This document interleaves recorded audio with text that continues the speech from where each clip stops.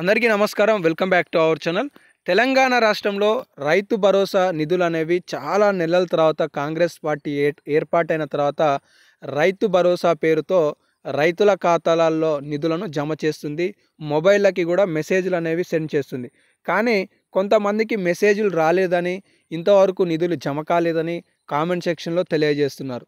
So నేను ఈ వీడియోలో మీకు 10 ఎకరాల పట్టా కలిగిన రైతుకి రైతు భరోసా నిధులు ఎప్పుడు జమ కాబోతున్నాయి, ఈరోజు ప్రభుత్వం ఎన్ని ఎకరాల వరకు నిధులు జమ చేస్తుంది, అలాగే ఎంత పట్టా కలిగిన వాళ్ళకి ఏ రోజున జమ చేయబోతుందనే సమాచారాలు ఈ వీడియోలో మీకు తెలియజేయబోతున్నాను. ఫిబ్రవరి 28కి సంబంధించిన లేటెస్ట్ అప్డేట్స్తో పాటు మార్చి 1వ తారీఖుకి సంబంధించిన లేటెస్ట్ అప్డేట్ కూడా ఈ వీడియోలో మీకు తెలియజేయబోతున్నాను. వీడియోని చివరి వరకు చూడండి. మీకేమైనా డౌట్స్ ఉంటే కింద కామెంట్ సెక్షన్లో కామెంట్ చేయండి. వీడియోలోకి వెళ్ళిపోయే ముందు మీ అందరికీ ఒక చిన్న ప్రశ్న. తెలంగాణ రాష్ట్రంలో కేసీఆర్ గారు పంట పెట్టుబడి సాయాన్ని సకాలంలో అందించారా, రేవంత్ రెడ్డి గారు సకాలంలో అందించారా?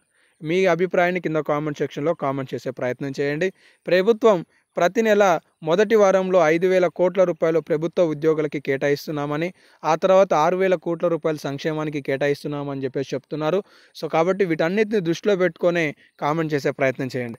ఇంకా లేటెస్ట్ అప్డేట్స్లోకి వస్తే, కాంగ్రెస్ పార్టీ అధికారం చేపడితే కేసీఆర్ గారు 5,000 ఇచ్చారు, మేము 7,500 రూపాయలతో 15,000 రూపాయల పంట పెట్టుబడి సాయం నిధులు ఇస్తామని చెప్పేసి గతంలో వాగ్వాదాలు చేసిన అభ్యర్థులు ప్రస్తుతం 6,000 రూపాయలకి సంబంధించి 3 ఎకరాల వరకు 4 విడతలలో విడుదల చేశామని చెప్పేసి ప్రభుత్వం చెప్తుంది.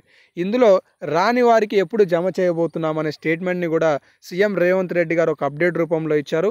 అకౌంట్లో డబ్బులు మార్చి 31 లోపు అన్నదాతల ఖాతాలలో రైతు భరోసా డబ్బులు జమ చేస్తామని సీఎం రేవంత్ రెడ్డి గారు ప్రకటించారు.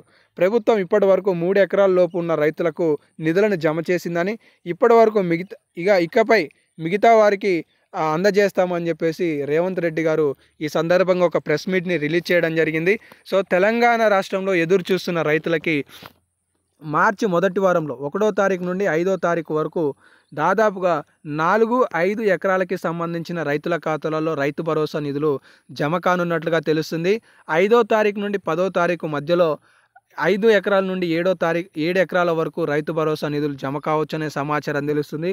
10వ తారీఖు నుండి 12వ తారీఖు వరకు 7 నుండి 8 ఎకరాలలో రైతు భరోసా నిధులు జమ కావచ్చు అనే సమాచారం అయితే మనకి గత ఉన్న సమాచారాలను పోల్చుకొని చూస్తే సమాచారాలు అయితే అర్థమవుతున్నాయి.